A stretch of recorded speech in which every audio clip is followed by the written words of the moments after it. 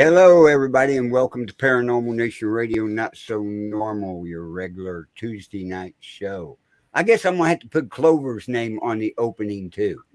No, hopefully. I Well, think you will. Just go ahead and do it. Yeah. At some point in time, when we're all living together, it might happen a lot more. It might have a whole bunch of them surrounded you on there. Oh, who knows? Yeah.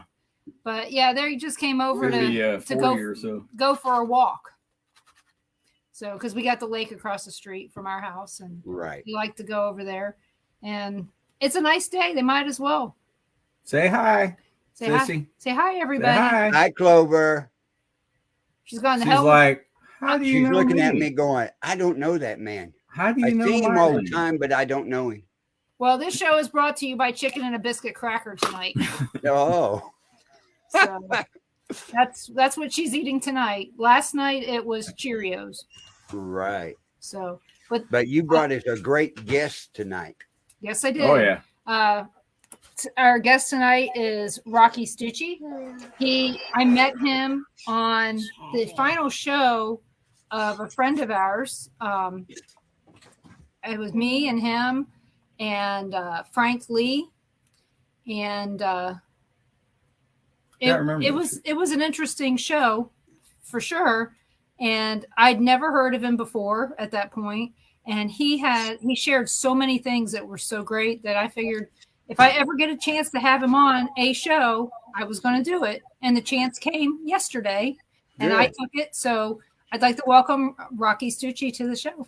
Boom. Thank you so much. Hey, I don't know about you, Carl, but I'm thinking snack before we get going. You know what I mean? I know. Little one always makes you hungry on here. No, I really there's a lot of amazing. It means a lot, man. And it sounds really cool. I was talking before the show about Carl, what you guys got going on here with the network, and man, it sounds like a really cool thing. So, man, keep the fight going, man. I tell you, this industry, I've been doing this for about 10 years, and it takes a certain unique type of character. Denise, you've been doing this for a long time. This industry is unique, and it's usually the people that survive the longest are the ones that kind of keep their own lane. And I always stay focused on, whether it be paranormal, whether it be UFOs, whether it be current events, whatever it may be. And we got to stay focused on moving forward. And there's so many obstacles, even in the paranormal with all the drama, man, there's so many obstacles that can weigh us down when we're literally trying to progress in certain fields or societal events, Right. Well, one thing about the Bill of Rights Network, we're honored because we're also on Things Network Live. We're on the Temple of Phoenix Rising Entertainment page. And we're also one of the first ones live on Japan Paranormal. Oh. So we're live over in Japan. Dude, I'm going to tell you something. I would love to go to Japan and do some investigating. Hey, he needs to go to Irene. Yeah. Yeah. They don't really want you to do that over there. Really? We just found that out a few weeks ago. Well, we don't have to tell them what we're doing. We'll just pretend we're going over there for some food or something, Well, yeah. No, they'll know what we're doing. You do have to notify the police and that. And really? Yeah. And when you're going to investigate, but they say, okay. Yeah. Well, okay. You know what? I guess you're right. I guess let me take that back. Denise, you probably know who he is, John Ward. I've done a lot of things with John Ward. I used to do a show with him, and he's an archaeologist. You guys he's on a ton of shows now. Yep. But I'm talking with him right now, and we're deciding. We're trying to decide two different things. We're trying to decide whether it be like a group event, like a tour type of thing, or if we want to go over, because now that I just signed on with the Country Network, and it's weird because it's a music radio, but they're interested in this paranormal thing. So they're going to be flying me up to Tennessee and investigating this bed and breakfast. And they want to kind of put together this little reel and see if there's bite with it, right? But I'm talking with John right now about doing a tour of investigating 4 haunted locations in Egypt. And he already has the 4 locations. But yeah, you're right, because he had to contact a lot of people all the way up to like the Department of Antiquities to make sure that we have specific clearance just to be able to walk into certain areas, even if we're not touching anything, So I guess that makes a lot of sense. Yeah, a friend of mine, a friend of yours as well, Mike Ricksecker. He's been doing some stuff over there. Yeah. So it's going to be interesting to see what comes out of that. Yeah, it's weird because you think of like Europe, you think of different parts of Europe, and you think of Ireland, and the old like Templar times and the ancient castles, right? There's certain different parts of our country that have certain different richnesses of history, and I have this immense curiosity of what is the difference of the level of hauntings. Like if I went to a castle in Ireland, or if I went to some cave somewhere in the middle of Egypt, or just some little basement in somebody's home here in the United States, is there going to be a difference because of how old some of those entities could be? That goes back to the expiration date. Is there an expiration date? I mean, I know that does. I mean, that's simplifying it. That's oversimplifying it, because we don't have people going around saying, I see dinosaur ghosts, right? Neanderthal ghosts, right? So why? Or something from 1,000 years ago. Yeah, so far. Usually, what, 300 at the most, and maybe 500. Yeah, back to the 1600s that we know of. Yeah, over in Europe, maybe. Why isn't there spirits from way back? Right. Adam and Eve. Nigel. So what are you? See, now my brain just literally went into a whole different realm. So so even if you do go to like Egypt, it could be more of something modern that we could be dealing with, but yet our perception, just because of the historical relevance of it, we'd be thinking that we're dealing with some ancient culture type of whatever, Right. That's interesting. I never thought about, like they said, it can always present itself as what it wants you to see. So why do you think there's an expiration? Do you think it's a reincarnation thing? I don't know. The main thing is it's just factually speaking. Well, that's been brought up too. As factually as we can speak. Yeah.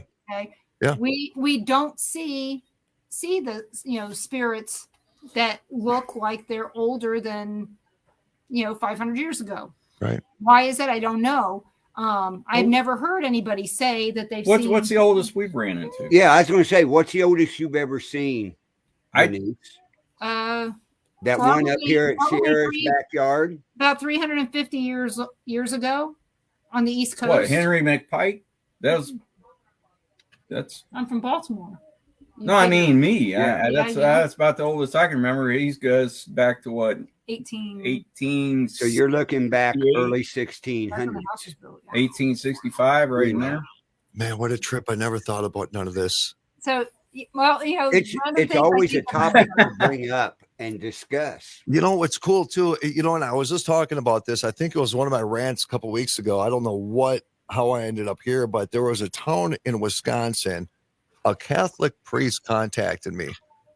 He had an experience, and it was actually in the rectory next to the church, but the church, I don't want to say any physical structure was haunted, because it was the entire town. If you drove and if you're sensitive at all, you would get very nauseous in this town. There's something really weird going on. Wow. In this town. But so we went in and talked to the priest, and what he told us was he thought somebody was breaking into the rectory. He heard noises in the kitchen, like pots and pans or whatever, like somebody going through some items. And so he gets up and he comes downstairs and he goes into the kitchen and he sees this little girl, and she was wearing dated clothes, and she wasn't threatening, but he knew that she wasn't real. So he freaked out. Okay. He went into the living room, and he sat down on the couch. And of course, your typical human being that isn't involved in things like we are is going to sit there and try to rationalize. I just woke up. I was kind of in that dream state still. I'm seeing things. I got to wake up. Okay, I'm up now. So now I'm going to get back up and go back in the kitchen and see if there's a robber. So when he went back in there the second time, this is where he really freaked out. And this is why he called us, is because when he went back in the second time, that girl was still in there. And the second time she was making eye contact with him. Huh. And he says that those eyes literally pierced him. They pierced him. And I thought it was interesting because, for one, I knew he wasn't lying, right? And it wasn't because he was a priest. It was because, you know what? When you're in this field long enough, when somebody's stretching a little bit of truth to try to get a little attention, right? Yeah. This guy literally was so confused because it challenged everything he was indoctrinated to believe. And I say that respectfully. But it challenged everything within his belief system. And so I found it interesting though because of the dated clothes, right? So there's no evolution within, you know, spirit, and because of the fact that it made eye contact, because she made eye contact with him, it's going to tell me now that, you know, it's not residual, it's something more intelligent, and we get some pretty amazing EVPs. Yeah. But so if you have a spirit from the 1600s and then you have this girl from the 1800s, are they in a different plane of their existence? Can they interact with one another, and do they evolve? You know, my thought on that would be is if there is two different spirits there and they're both intelligent, they could be on the same plane and interacting. Right. But if they're not both intelligent and one's residual, you know, one is residual, they could be not interacting. There'd be no interaction whatsoever, and they're just two separate hauntings, and they could be running right over top of each other and not even know it. You know what's interesting, and I usually don't reference paranormal TV shows, but what is it, the one with the girl and the guy? They were Kindred Spirits. Kindred Spirits, right? Yeah. Actually, and that's not a mock. I actually know them. I just had a brain thing. It's really not that bad of a show. You know, there's nothing. You know, anybody who's not involved in the paranormal, I don't know what they expect, because it's not like it's a 24-hour party when you go on an investigation. You know, most of the time you're sitting around and listening to nothing, right? It's fishing. Right. But I did catch one episode because somebody contacted me and they suggested for me to watch it because they wanted my opinion, because what they were saying is that there was a mother and a daughter, or a mother and a son, or something like that. And they were both there, but they weren't able to see each other for wherever they were, you know, wherever they were at. So Adam had to put on his blindfold and then put on the earphones and do the spirit box. And then Amy did the same thing, and, you know, in the same house, but a different area. And then they recorded, and it actually did kind of sound like a conversation, but what they were theorizing was that they couldn't interact. They couldn't see each other. They're in a different existence somewhere. It kind of tripped me out. Yeah. Like I said, it's hard to say. I know, from what we experienced at the Sally house, there were spirits there that were on the same plane, and then there were spirits that were not. And I can't prove or disprove it. It just didn't, the spirits, when we say how many are here, we'd hear, you know, one would say 5. Right. For instance, and another one would say 3, and it's at the same time. And I'm hearing all 8 of them, but I'm not seeing all 8 of them, but I'm hearing them, you know. Did you have any weird experiences after you investigated Sally House? Well, we were tour guides there for 7 years. Yeah, we were there a lot. Oh, yeah. Okay. Now you're going to start remembering some of this, but I was there for 7 years with him, and Carl would help out. Well, with some stuff. One common thing was at the end of the day or the night, we were like completely wiped out. Oh yeah. I mean, after 4 hours being in there, up there about 5 hours total, but 4 hours in there. And sometimes we did, you know, some evening investigations with different groups. Yep. Or they had us doing other things up there. But yeah, we were, pretty much wiped out physically. Wow. Yeah. Did it affect you guys? No, because you guys were involved in the location so much. And I asked this because there was a location that I had. It was literally the most haunted location I've ever witnessed in my life. And I always tell people, I said, if science ever wanted to prove the existence of ghosts, it would have been at this house. And it was a regular house in Minneapolis, man, right off of Minnetonka Boulevard. You would never even expect it, right? But you know, they also did have some things going on atmospherically, right? There were some areas where the house wasn't perfectly insulated. So you had a little bit, nothing toxic, but you know, you had maybe like a 3.5, 3.7 milligauss average. And I'm trying to wonder, you know, if there's health issues in certain locations where you have a higher level of hauntings, because it kind of seems like there seems to be health things going on with people where you have more of a negative haunting. Yeah. Where am I going with that question? Oh, have you noticed that with yourself being involved with something like the Sally House for so long, for so many years? Have you noticed kind of it beat you up a little bit? Oh, yeah. 100%. I have all kinds of crap wrong with me that I can't explain why. I have lung nodules. Now I have a heart problem. I have all kinds of stuff. Yeah. Not only do I, but they won't talk about it, and I'm not going to use their names, but one of the women that used to live in the house has extreme health issues, and we can't, you know, she doesn't tell people that she does, but every time we kind went of to see suspect her, there's some mold in the house. there is that. Yeah, I mean, we lived in there 30 years ago. Yep.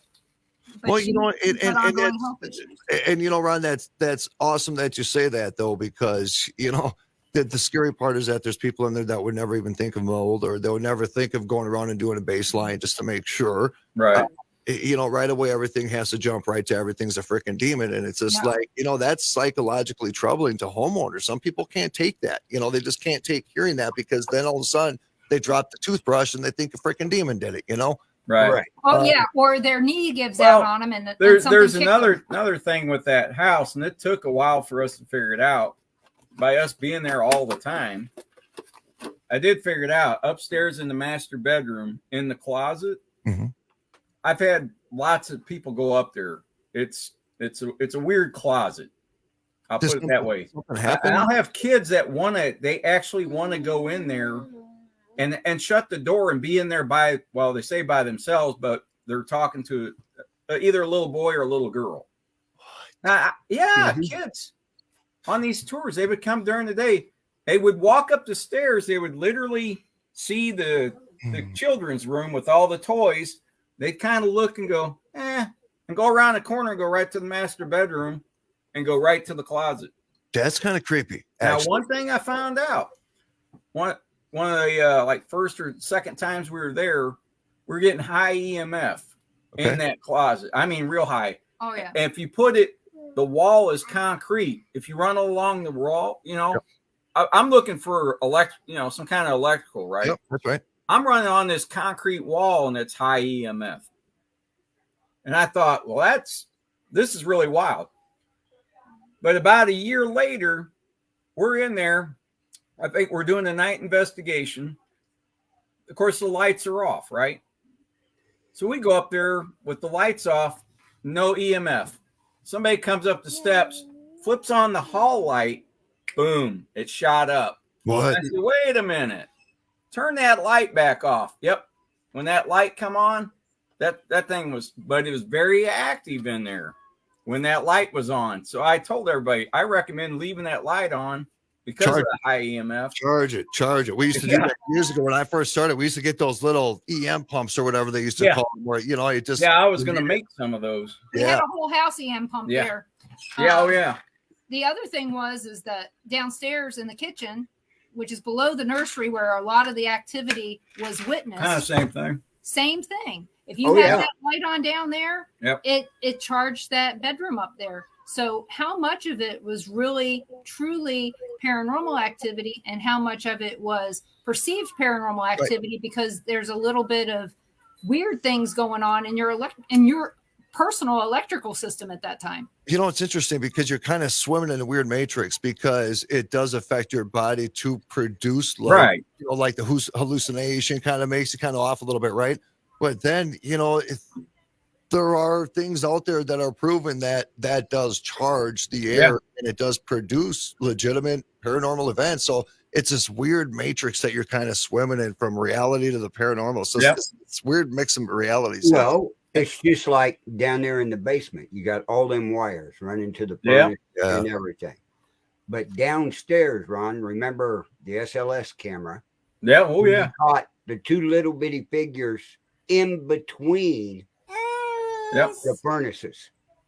Not on the wall. They were in between the furnace. That's the only place we ever caught them little ones. Like Denise, she would see them down there. These little things, they like crawl and then climb on top of each other. You see another one crawl up, and they're like stacking to make it, I don't know, to make itself look bigger or something. Dude, we're just sitting there watching this. We're like, what are we looking at? Yeah, I got to tell you though, you know, it's weird. You know, the psychological, irregardless of what people think about that system, because I've seen some amazing things, we know, right, but I've seen amazing things. There is no way you can dispute, right? But if I saw these little things like They were crawling. psychologically that would mess me up. I would be thinking like I could taste them and I can feel them in my stomach or something. You know what I mean? It's just really weird. So what they were, so we would come to the house. Well, we went upstairs and told Denise about it. And I didn't. And she react. goes, oh yeah, those are the imps. The what? The imps that she sees. Yeah. Now she'll tell you what imps are. So we would come to the house, and we would always do a walkthrough because we always had people that would come to the house and trash it. People like Tim Wood. Oh. Yeah, you didn't say Tim Wood. But. I didn't. And I'd have to clean up, vacuum, whatever, clean up the mess that was left behind. So props. Yeah, before the guests got there, because I didn't want anybody to think that there was fake stuff going on. Right. So I would go through there, and Just I would go Tim down. Wood. Yeah. Props. I would go down the I stairs. didn't say props. I didn't hear that part. I just want to say that. So I went down the stairs, and I would look, and I would see these things going around the walls. You didn't need props at this place. Wow. You would see these things that were like big cockroaches. Yeah. Okay? And they were skinny. And when I'd check out the house at night, they'd be fat when we go to Yeah, sleep. we think they sucked our energy. They were feeding on people's energy. I believe that, man. I I do. I believe that. Yeah, so I told Dave Considine about this, and he is the one that told me that he believes that they're imps, the devil's minions. Oh. Ooh. So is it? I don't know. But when I explained them and they came up the stairs and they told me that, I was like, those are imps.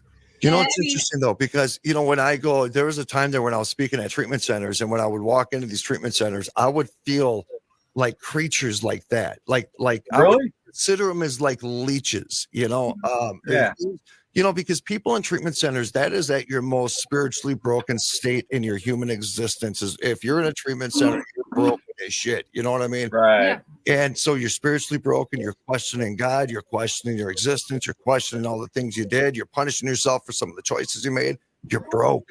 That's the best opportunity for something just to come and crawl right up to you because you won't even notice it. Your energy is so low that your energy is matching what's there. So you won't even notice these things are sucking you dry, That's just kind of what I feel. That's just kind of what I pick up when I'm there. I'm not saying that's what it is. I just kind of feel that, That house used to be amazing.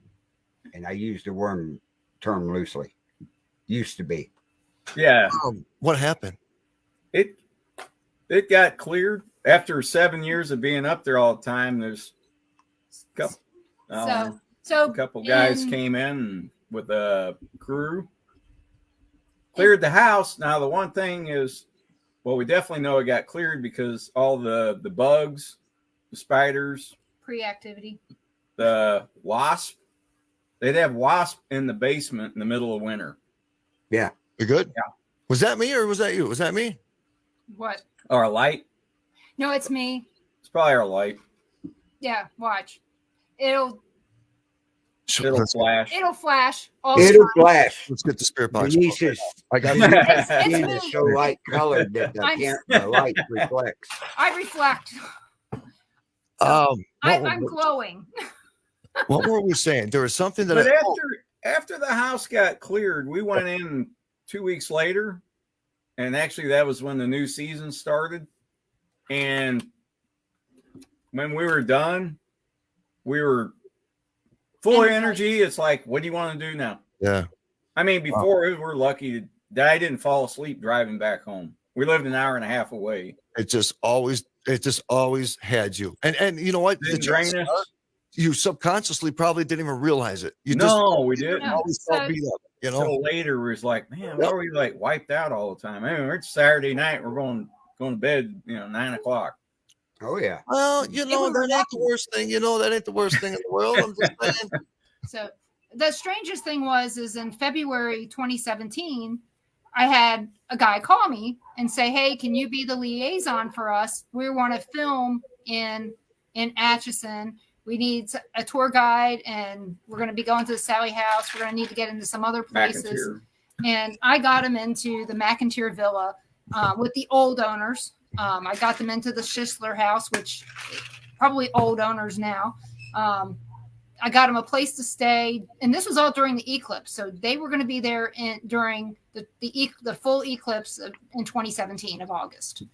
And these people were Joe Citrone and Richard Grund. Joe Citrone was on not My Ghost Story, but Paranormal Witness. Mm-hmm. He was one of their. You know him? The name sounds familiar. I was gonna say, Mike. Tall guy, bald, real good personality, drummer for his band. But like I said, he was on a lot of different shows, and he had done something up there. He had filmed a pilot for a show similar to Paranormal Witness and similar to what they did here. It was they wanted to go into people's houses and clear them. And when he saw the story he'd of been Deb there and Tony before. Pickman, they decided that that's where they were going to start that pilot that they did back in 2008. And they did all this stuff, and the entire crew broke up. He didn't know where any of them were. He said that the Sally House broke them up. What? Yeah. Yeah, And he said everybody know where I anyone know is. that was related to the Sally House, except for us, have broken up. All their close relationships toast. And I don't know if it's because. So let's stay with Joe. So I interviewed Joe. He was my second interview ever, and he had written a book called "The Sally House: Exposing the Beast Within." And when I read that book, it's like I got to talk to this guy. All that I got him on, and he said he would never go there again, never. And I told him, about the research I was doing and all that factual research on the historic location, stuff that people didn't have, which I have probably more than anybody out there on the Sally House. I've probably forgotten more than anybody knows on the Sally House. But I did all this stuff, and I interviewed him again when I read his book, Seduced. And that book is excellent. If you ever want to read something that's going to make you go... Yeah, You're talking about hitting rock bottom. He had hit rock bottom. He had been seduced by the devil, basically, is in what everything. it was. And drugs, you name, devil. I feel everything you're saying. I mean, so he did all this. Ended stuff. up in jail, and that's when he found God. I always say you find God. Super nice guy. I mean, you wouldn't suspect any of his history if you met him. You wouldn't know it. Yeah, like I said, I tell people all the time, you find God in the emergency room, jail, and a few other places. Oh. Sometimes it's the racetrack, but most of the time it's jail or the hospital. Racetrack. Or casino. Oh, give me a winner. It hasn't worked. So after I interviewed him for Seduced, he said, I'm thinking about doing this tour of Atchison and filming at the Sally House. And will you be our liaison then? Okay. So this was back in 2015. He asked me. It took until 2017 to get it done. I was interviewed by him and Richard Grund on a radio show about all this. And afterwards, I think I was on the phone with them for like 4 hours, telling them all the things that I knew and stuff like that. So they decided to finally do this. They chose the full eclipse, because they felt like there was going to be more power at that time. So we did everything they wanted. I got them into all these places, got them all these interviews, and guess where Atchison fell on that eclipse? Like total 100. Yeah, totality. I had guys that I work with. There was a guy that's out of Tulsa calling me asking if I knew a place where he could stay to come up and watch this thing. I'm like, what are you talking about? This is like a month before. Mm-hmm. He goes, could I bring my camper and put it in your yard? And I'm like, for what? He goes, for the eclipse. I said, what are you talking about? And he told me the date and everything. I was like, we won't be home. We're not going to be there. Right. And the thing is there was no hotel. It's like, turn out your light. It's the same thing. It's black. Right. I mean, seriously, that's what I was. I'm just saying, use your freaking imagination. You ain't parking your freaking crap in the yard, okay? Yeah, it's dark at 3:00. But I mean, a lot of weird things fell into place. You couldn't get a hotel room within 150 miles of this area. I found Oh no! we found them a house in Atchison down the street from it. So it was way meant to before. Be. So and they just bought it too to make it a rental. Wow. And we just happened to catch, ask them if that weekend was available. Yeah. They just bought the house. Yeah. So, it's like, well, sure. So I got them. I did everything. I know, Susan. It's not the same thing. So I did find that it was actually really cool what happened. It was neat. So I took them around town. We actually slept on somebody's hard floor, just because we couldn't get a hotel. But I got them place to stay. Sure. Yeah. So we did everything, and we got to get into some really neat houses and get some really good interviews with people we got to watch, because we weren't on camera at that time. But when we were on camera, it was related to the Sally house and some of the other things going on. Right. Well, one of the things that happened was how I know that it's not haunted anymore. Okay. By the same entities. It's haunted by something. It's just not haunted by the things that were there. Well, when the eclipse happened, it was kind of drizzling a little bit. I went outside with the camera crew, and I was kind of holding the umbrella so they could film everything so they didn't get wet. There's me, 2 other camera guys. It was, as soon as it got dark, I mean, all you heard was crickets. It got quiet outside. I thought, well, maybe people might be yelling or going, yay, or it's dark. Wow. But and we all looked at each other. He had everybody was waiting for the purge sirens to start going. Yeah. Waiting for something. I don't know. Yeah, it was really weird because it got really quiet. It got dark and got really quiet, and all you heard was the crickets in the middle of the day. And we're all kind of looking at each other like, wow, this is pretty weird. Meanwhile, they were inside the house. Me, Richard, and Joe. They said it's one of Richard's kids. He's an adult. Was in the house. They all had cameras, and I'm walking through the house, and all I hear is yelling, screaming at the top of whatever's lungs.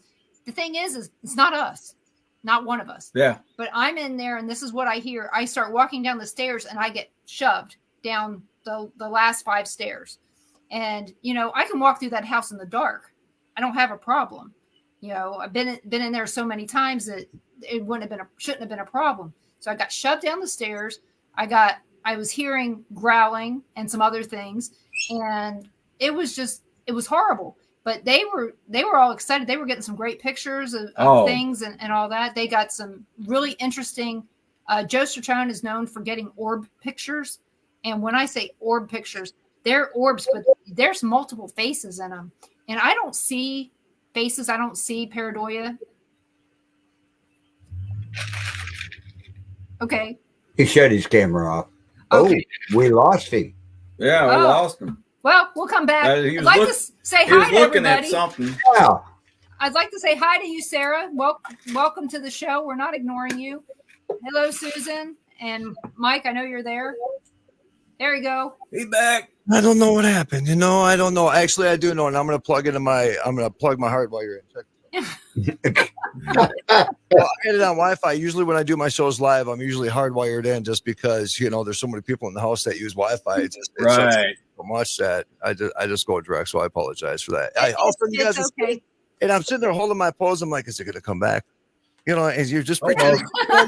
We saw you turning and waiting for the antenna to go up. Yeah, when you go live, you just gotta play it out, man. You just kind of learn the roll with things, and that's it.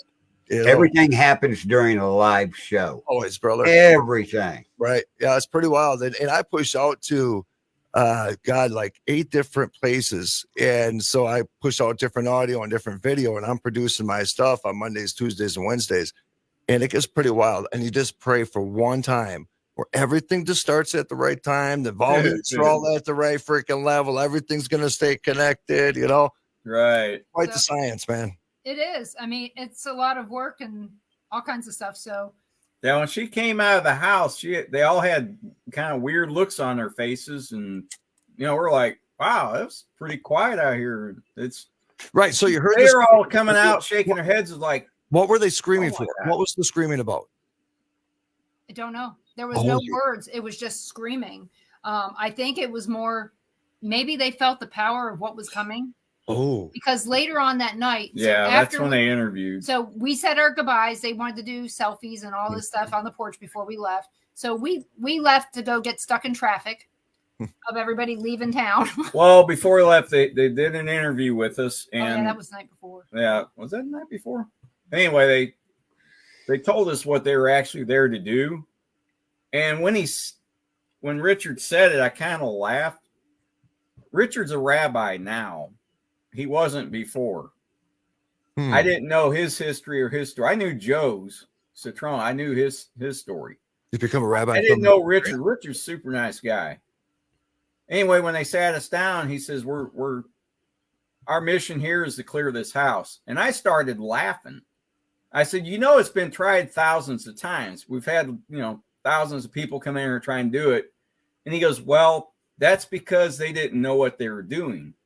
I said, what do you mean? Did the owners want this to be done? No, probably not. I wouldn't think so. I'm just saying, I don't think they would. Actually, the owner doesn't believe any of it's happening. The actual owner. Right. The Chamber of Commerce is who runs it for the owner. What?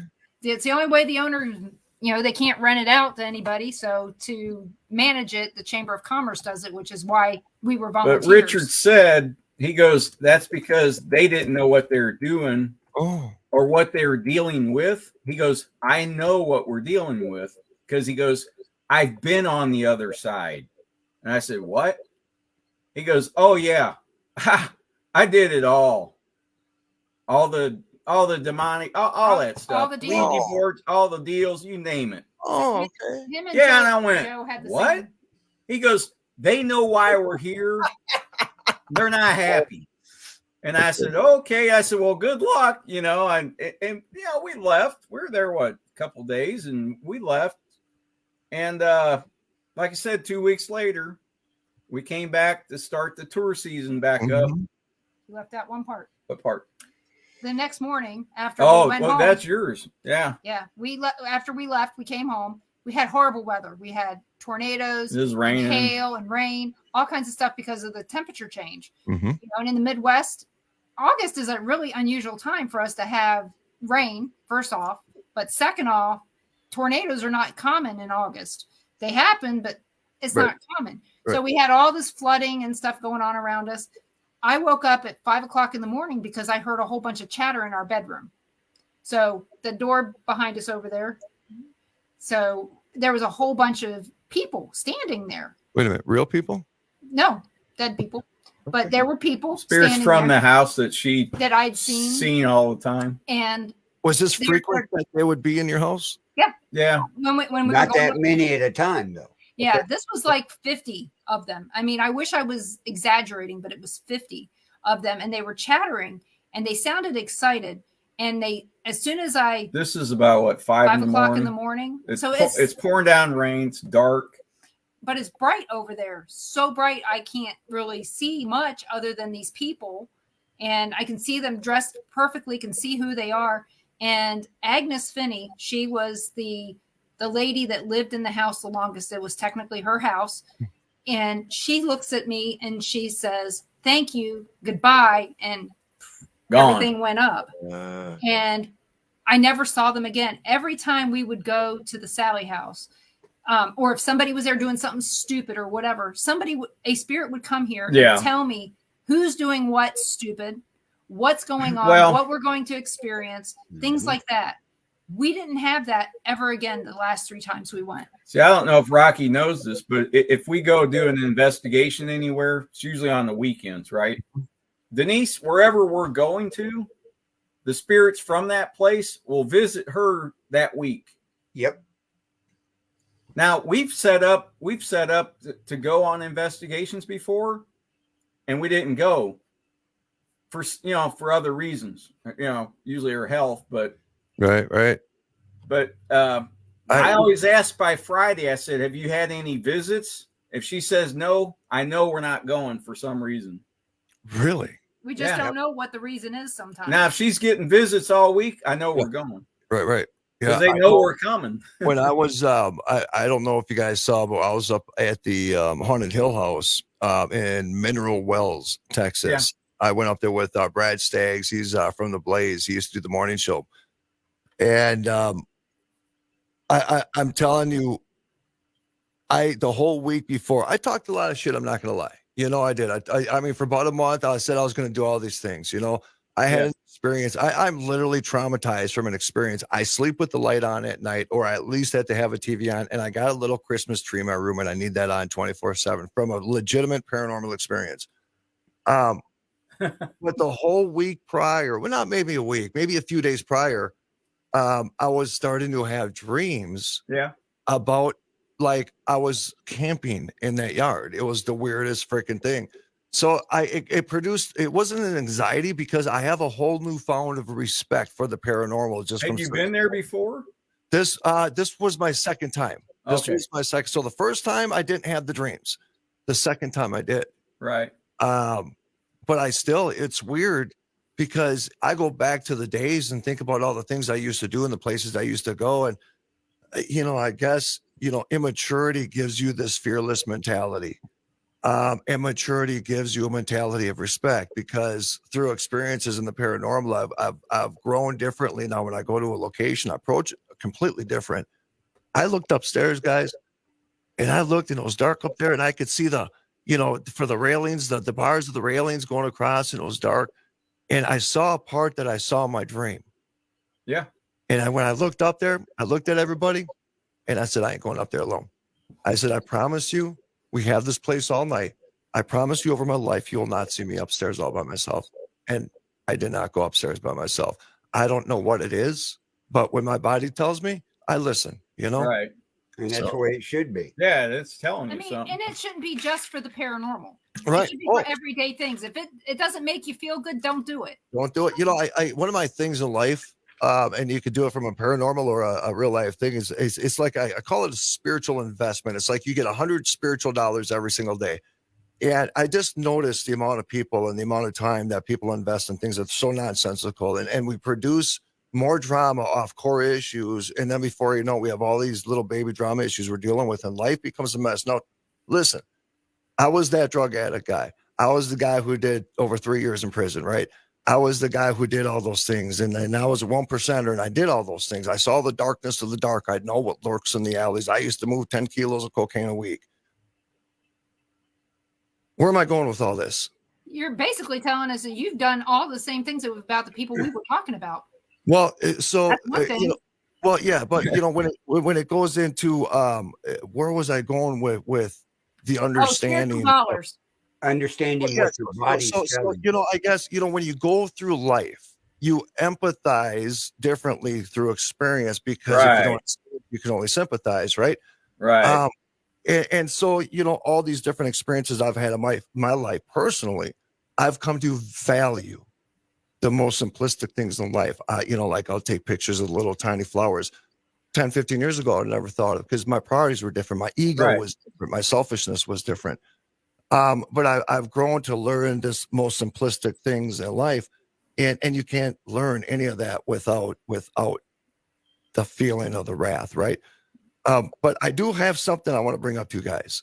This one thing I want to bring up to you guys, because I'm actually guilty of something. Okay.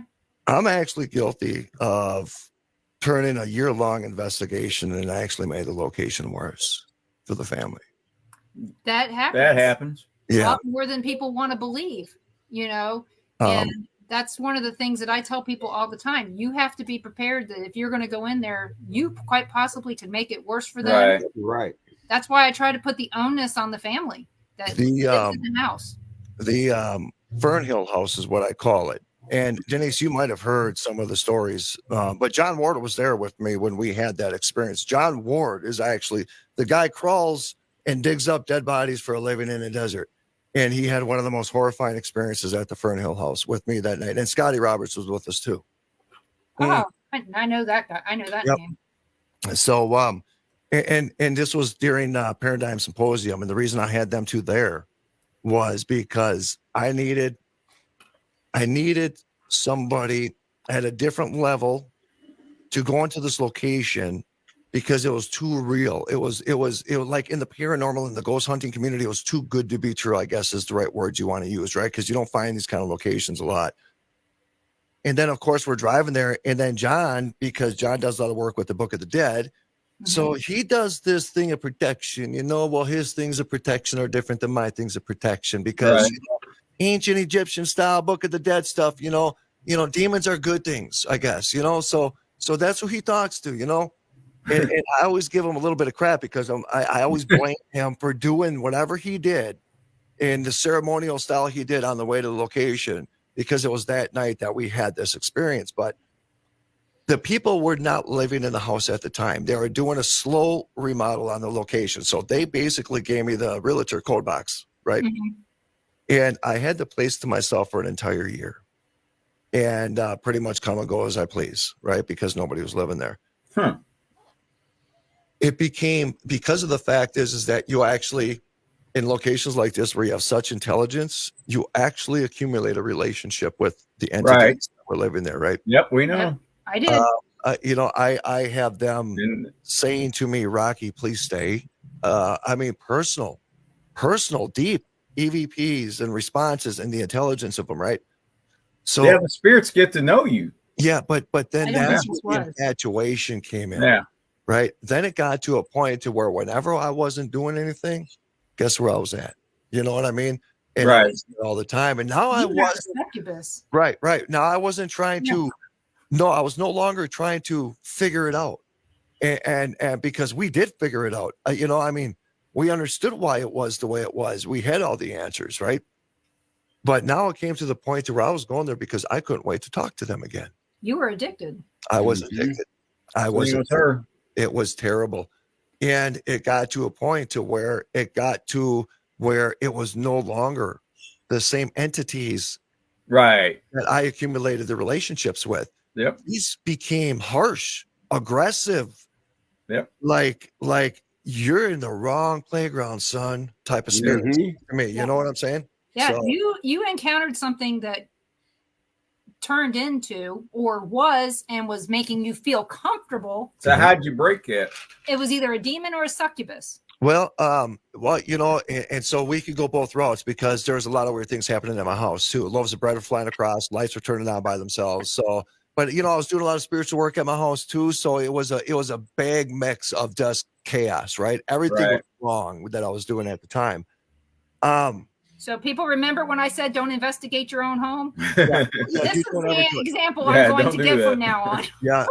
I actually, years ago when I first started getting into this, I went in and I became now it's doing the reset again, right? Am I back? Okay. I became a certified theta healer. That was kind of the first thing. So I go from being a 1%er to being a theta healer. It was the weirdest frick. Oh, get a picture of that. He's riding the bull.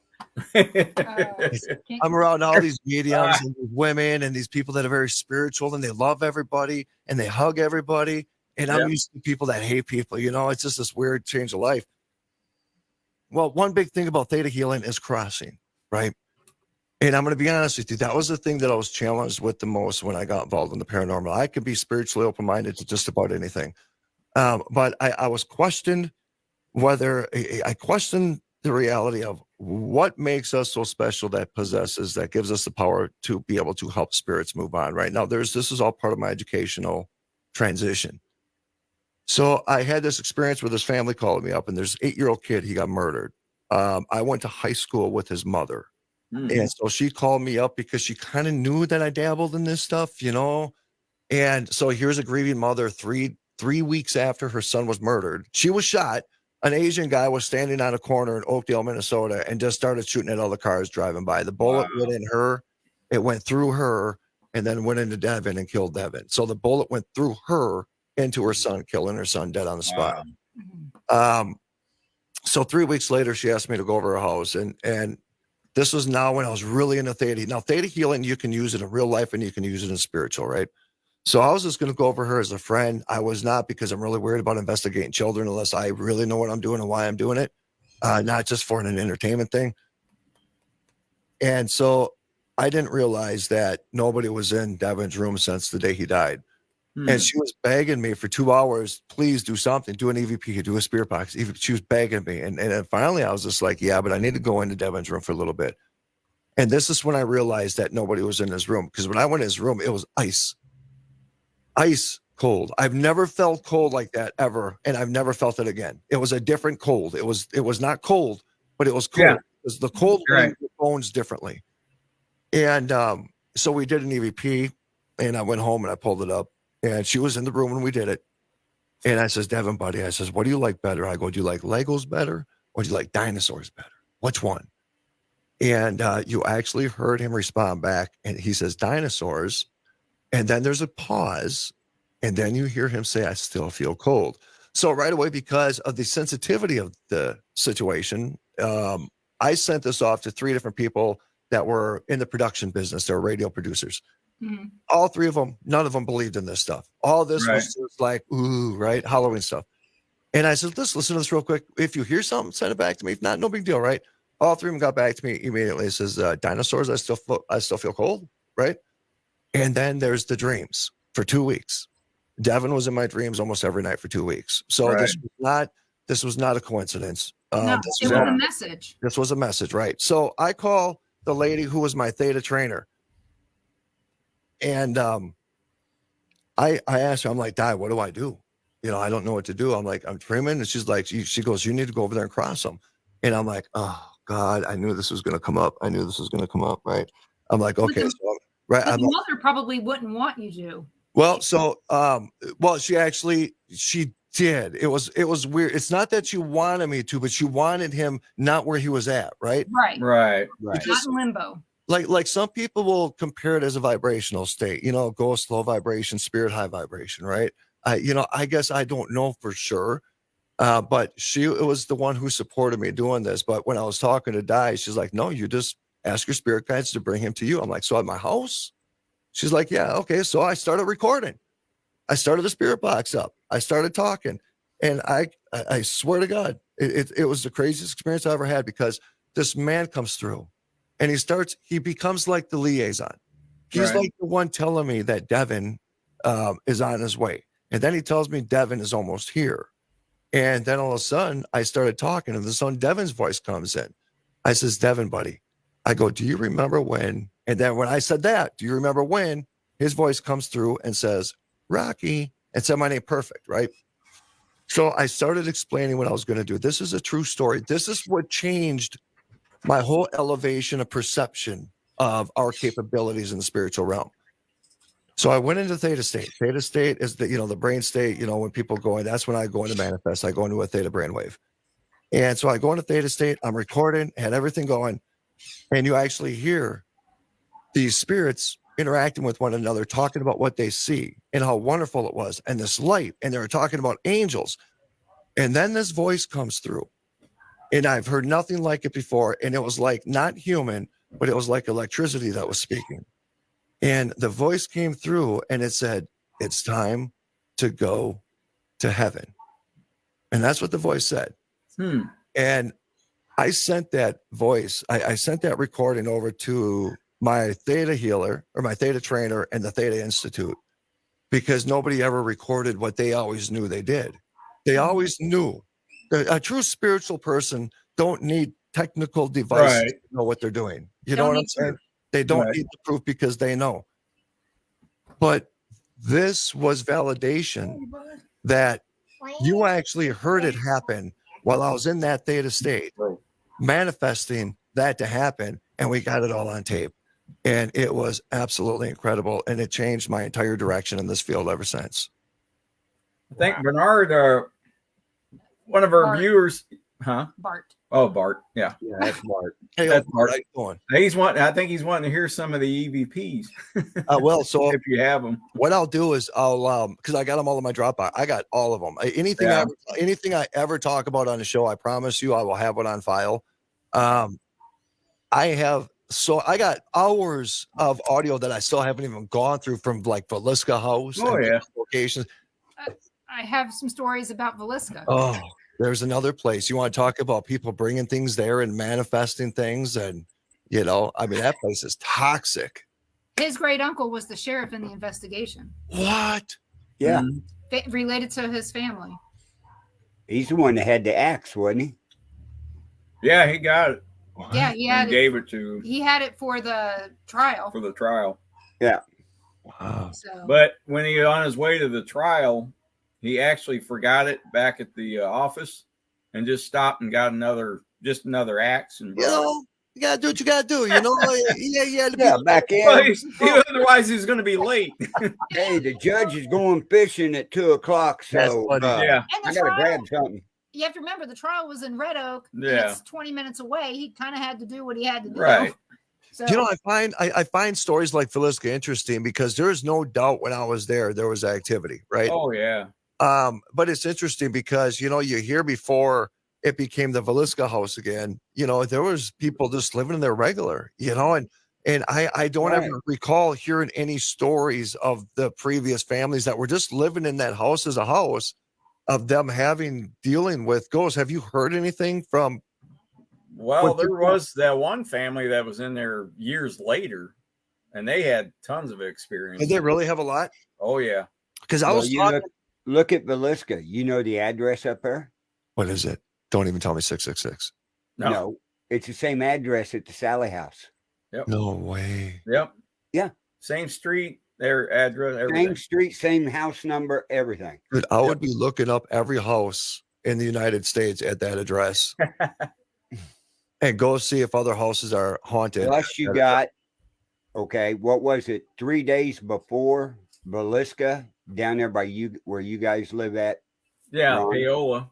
in Paola, 13 another murder miles just away. like that with an axe by the railroad.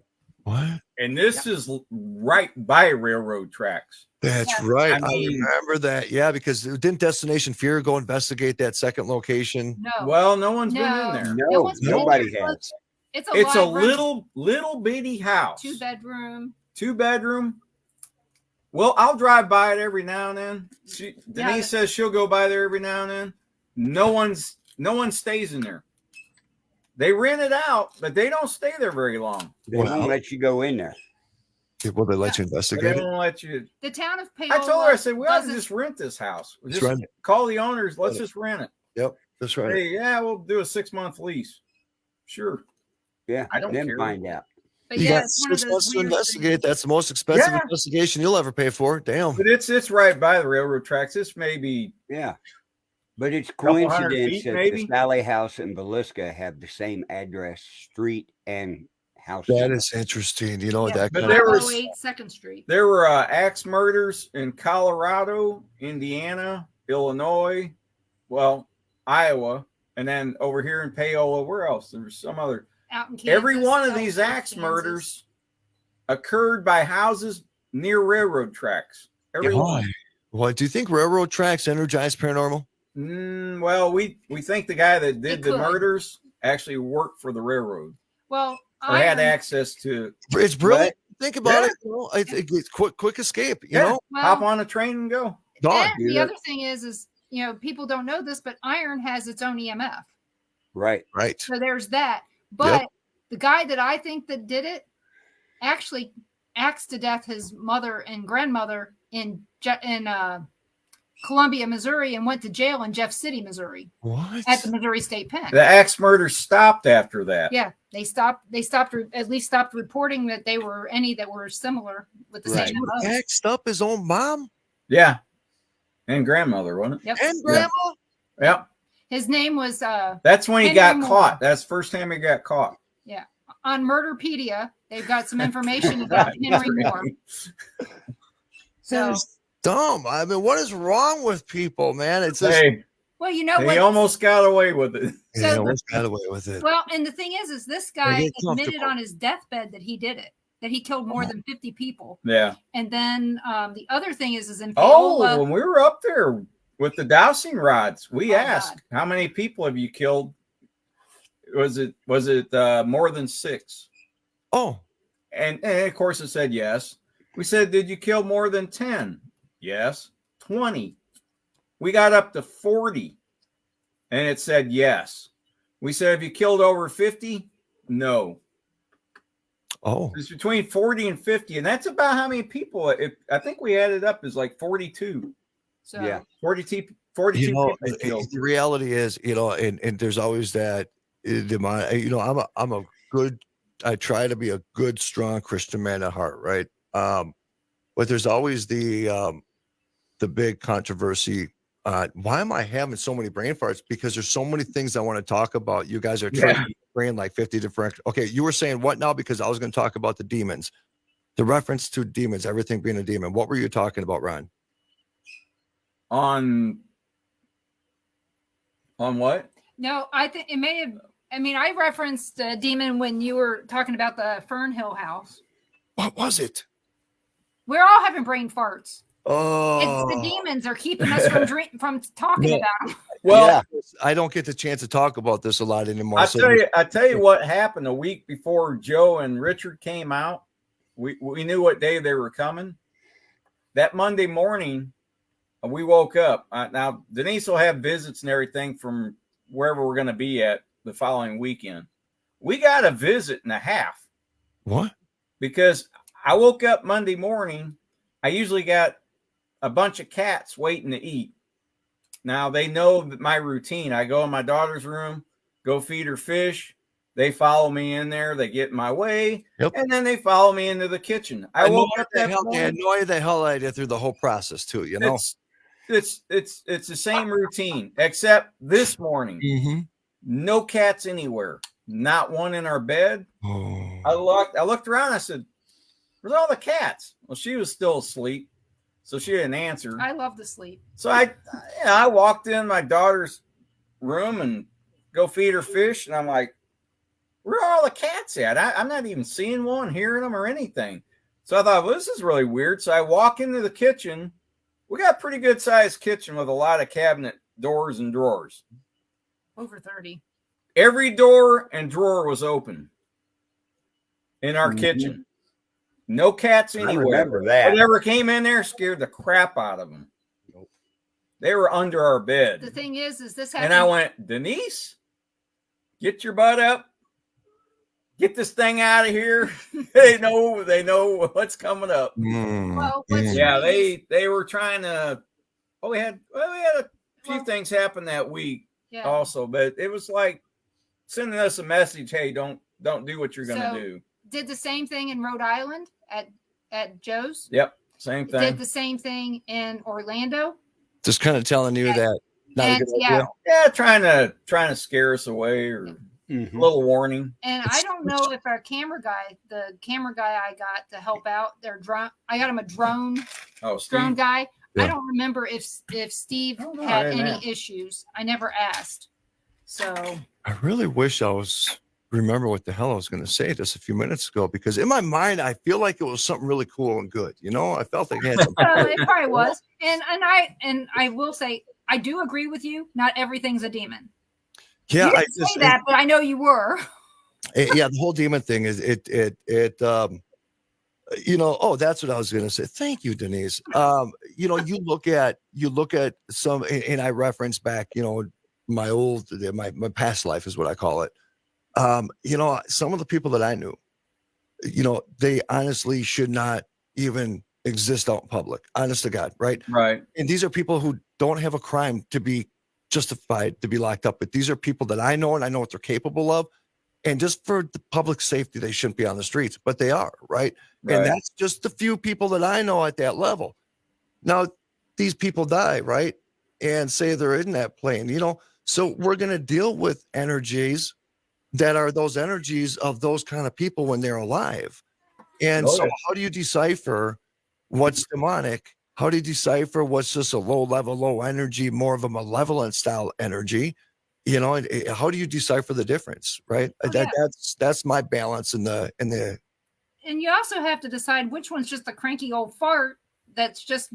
I mean, they're not mean. I mean, they're just a little bit mean and cranky.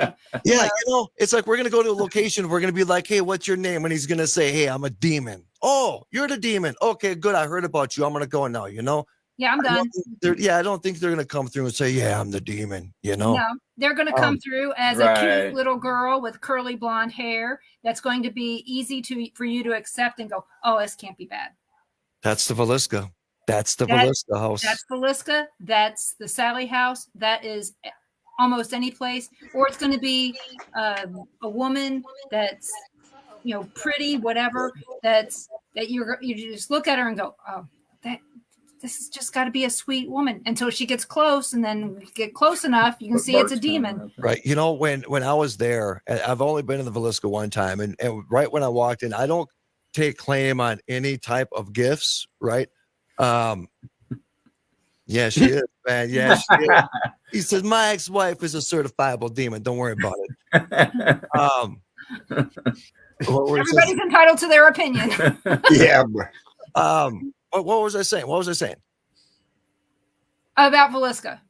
Oh, so when I walked in there, again, I don't claim to have these abilities, but you know what my body knows, it knows. Right. And when I walked into Villisca, I'm just like, and this was just me, right? Though, just a bad vibe. It is. It's not. I'm not saying anything. I'm just saying this is what I picked. But yeah, when I walked in, I'm like, there is no kids here.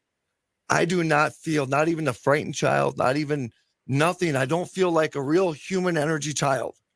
And so we started investigating, and all these little kids' voices coming through. And it's just like, I'm not aligning with that, right? I'm not feeling something just from all the different times of the situations I dealt with entities at that level. I'm not feeling it.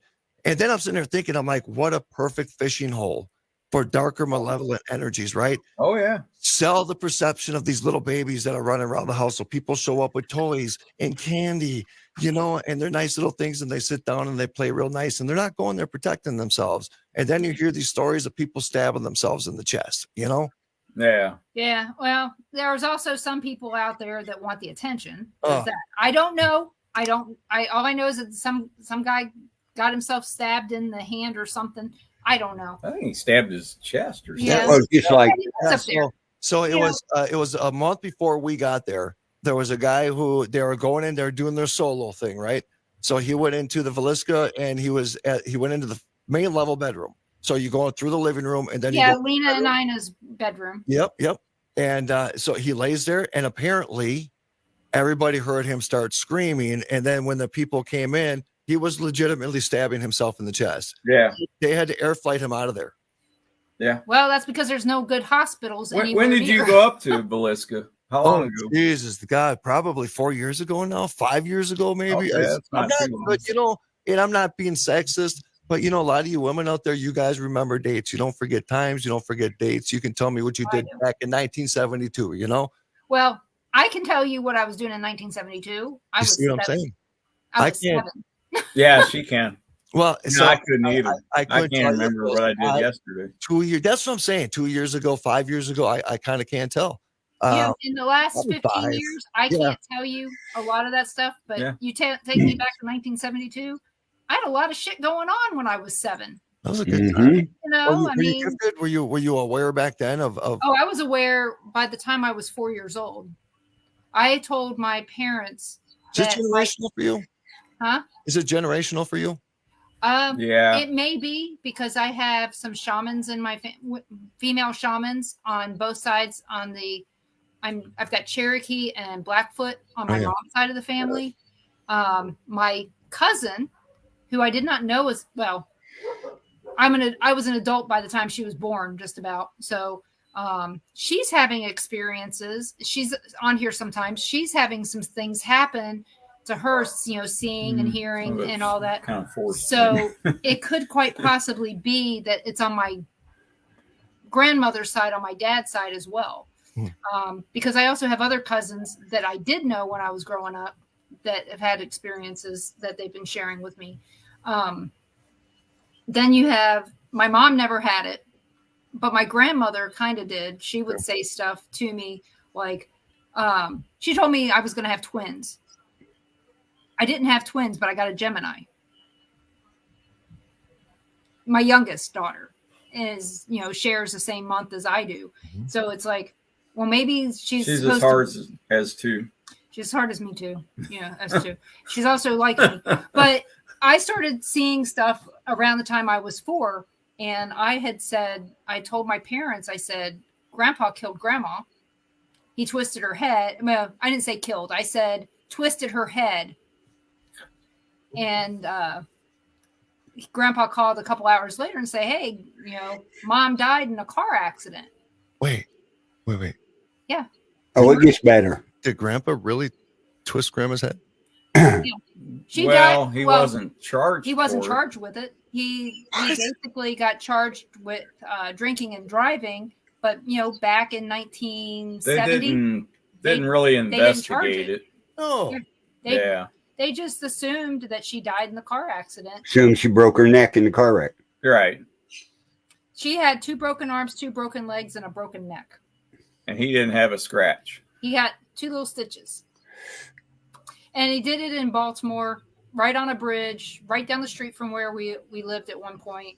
But I lived in New Jersey. Tell at him the what time. else he did. how often does Grandma come and visit you? Grandma has come to visit me just a couple times Okay. since I was a kid. Okay. Most of her children are now dead. That's a good question. No. I've never even asked her that either. But then when I was 10, my grandfather murdered my father. And I told my mom. Same grandfather that with And Grandma? Yeah, same. Uh-huh. He got caught on that his one. own father. So his own father killed my father's mother and then killed my father. Yeah. And I was 17, 18, 19 miles away, something like that. I was in Bel Air, Maryland. And I married they the were- crazy woman. We do things, we do things. We can't explain why I we didn't do know. And to be honest, he didn't It's know. too late. To be He's like, she didn't tell me till that. She said, "You divorced me, I'm gonna kill Oh you." no. I'm like, oh crap. yeah, I tease people all the time. I don't get suicidal, I get homicidal. That's right. She has the candle and she's carving away at the candle already. Yep. But Ron didn't know she could see spirits for 11 years that they were No. married. I That had is no idea. I never said anything. wild, though. I mean, that's Never like, said a thing. it's like a book.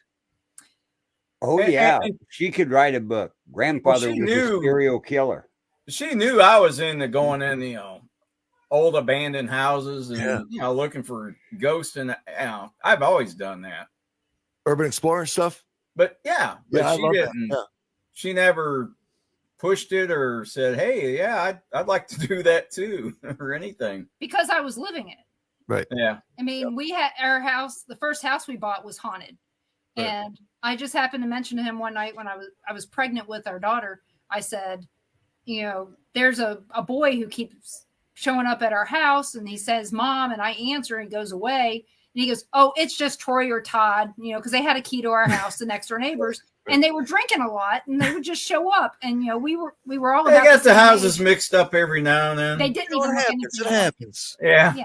And especially with them a lot. and we had a swimming pool in our backyard, blah blah blah. Oh. So everybody would show up at our house randomly, and I'm not the social guy I used to be. So, I used to be a super social guy. Now, as at age 49 years old, I kind of like my privacy. And if people show up in my house at 1 a.m. being super loud, jumping in my pool, yeah, we're gonna have a little conversation. now it would be a problem. But back then, I had just turned 21. You're young. ready. You're ready. And so, but I, like I said, I was pregnant and didn't, he was gone all the time. So, I mean, the house was locked up. So I figured if somebody was in there, they had to have a key. Right. So, Yeah, but you knew what you were looking at. Yeah. You knew they weren't and real. I knew that, but that's what But- he said. And he kept saying it was Todd or Troy. And I'm like, okay, whatever. And so a few years later, our kids are talking about, Mom, we saw this boy in our room. Yeah, Who is Lacey he? was maybe 5 and Lindsay was about 2. Mm. Well, they haven't learned how to lie yet. Oh, And they're talking about seeing this teenage kid. And I'm like, really? And I Where are never you talked seeing about this it. kid? And they would tell me and kind of described him. And then finally, they kept mentioning. And finally, I don't know, a couple months later, you had said something, or No. the kids had said something, and then you said, "Yeah, I saw him last night too." And I'm like, "What are you talking about?" And basically this went on for And then years. then she said, "Yeah, it's a teenage boy. He shows up at the bed almost, nightly, and says mom." And I'm like, "What do you talk?" I said, "A teenage boy." And over at my next door neighbor's house, right? We're over there. We were over there quite a bit. We're just sitting there. They're drinking. I think we might have been too, but anyway, we're having a good time. And then somebody mentioned something about Sharon. It was a woman that used to live in the house. Her and her husband rented the house. It was her son. But we didn't know that. We didn't know that. We didn't know any of this until one day we were in Overland, which is it's a little ways away, and we were buying a car. Okay. And of course, I'm teasing about the fact that it's. Now, that was when we found out Sharon and her husband used to live in that house. Yeah. That's just when we found out. We didn't. So they had an opportunity to tell us that their kid had committed suicide in our house. I said, "Oh, you used to live there." And, we talked about it. I said, "Yeah, this is what I'm doing to the house and everything." I said, "You ought to come over and check it out." I've done some things to the house, but I said, "Come over and check it out." She goes, "No, that's okay." What? I could never get this woman to come over to the house and look. I'm like, well, check out my work anyway, or if you like it, or you don't. Yeah. She would not go near the house for nothing. I couldn't figure it out. So we're at this car dealership, and of course I'm making fun of their .com name. It was O'Neill Auto. So when you spelled it out, it was oneillauto.com. And they go, oh, well, now it doesn't say that. They changed it. It doesn't say that. And so it's not one sick car anymore. But I fill out the paperwork, and they see our address, and the guy just says, "Oh, you live in the suicide house." Oh, no. And I'm like, out of all people to give this paperwork to, this car dealer used to live in our neighborhood. No. And I go, what? And I looked at him and I go, see, told you. That's all I said. And I said, what are you talking about? He goes, yeah, that's where the teenage kid committed suicide down in the basement. And I'm like, what? I said, when was this? And he started saying, what he knew. He didn't have all the details, but he said, yeah, it was a couple that lived there, and they moved out right after. They were renting a house. And I went, yeah, wait a minute. I'm putting two and two together. And when we got back, I went over next door to Bill's house. I said, hey, Bill, ¿cómo estás? Yeah. ¿Cómo estás? Yeah. I said,